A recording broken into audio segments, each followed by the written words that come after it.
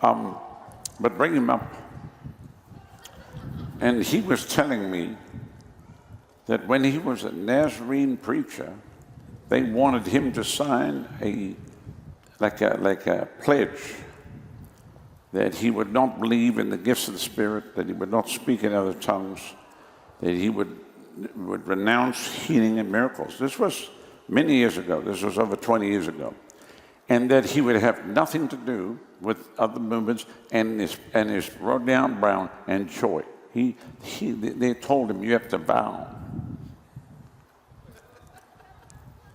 So even though he came out of that, then came around revival, he still has such a thing about me.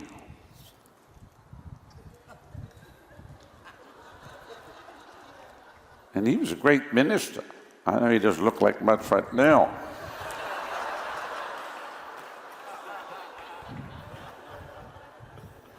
He was just on the River Pavilion recliner.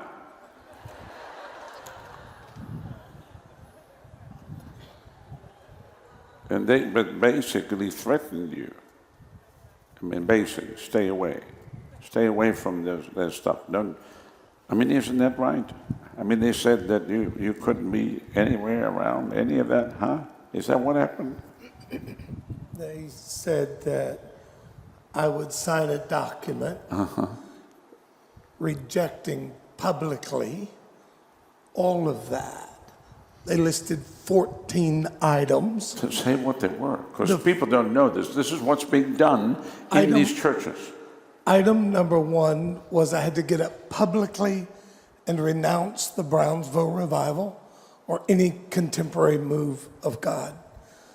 Number two was any apostolic movement or ministry, and they listed names. Number three was the Latter Day Rain movement. The what? The what? I feel really stupid right now. It's fine. You don't. You're very intelligent. Go ahead. The laughter movement. Yeah. Including Dr. Rodney Howard-Browne. Yeah. And with every... So that came out from the main synod. The Church of the Nazarene developed what they called the manifesto. A zero tolerance policy. Oh. And how many years ago was this? Of any experience or expression of the Holy Spirit. How many years ago was that? That would have been about 25? No, not that 20. long. Maybe 18. Years ago. Yeah. Yeah.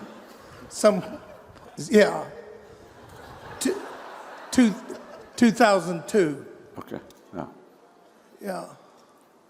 And so they told me that I would sign the document stating that I would do that.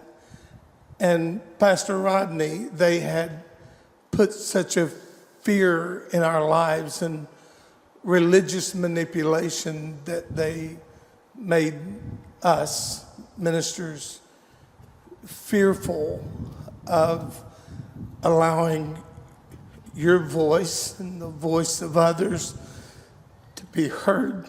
So you would never watch anything. You would never even see anything. You never heard me. I never allowed myself to listen. So if somebody brought you a tape on it, you would just wouldn't even talk. I was in a service with Cleddy Keith up in Florence, and Scott Willis one night at the end of the service said, I'm going to play this clip. Now, when was that? Pastor Rodney, 8 months ago. Wow. So then what happened? When he started playing the video, I was like, I don't know if I can listen to this. Well, it was still with you like After that? all this time. Wow. And I don't know, that religious spirit has been so manipulative in the church that it has silenced voices to a generation of ministers. Wow. Because they knew there was a hunger to run into things they can't control. And so he started playing the video, and I started listening to you.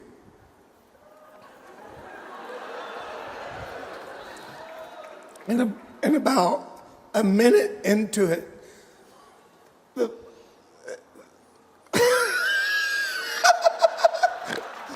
so the power of God just hit me, and I began to weep, and I began to have a vision, and I saw myself coming into a meeting, and I saw my wife and I sitting very kind of discreetly in the back right corner.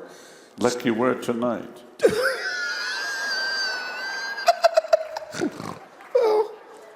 I didn't mean to be, but I was. And so I was, so I saw that I was coming, that we were coming. We were going to be sitting back there. And at the end of the service, Scott comes up to me and he mentions to me that he felt like we were supposed to come. And I told him kind of about what happened, and I knew we I knew we had to come. And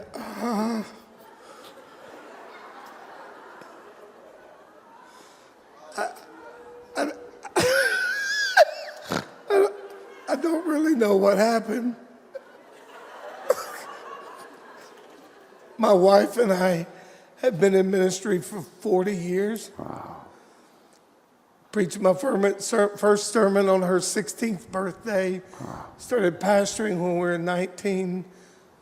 More hungry for God today than I was then. We believe that America's greatest awakening lays ahead of her and not behind her. And we're so honored and blessed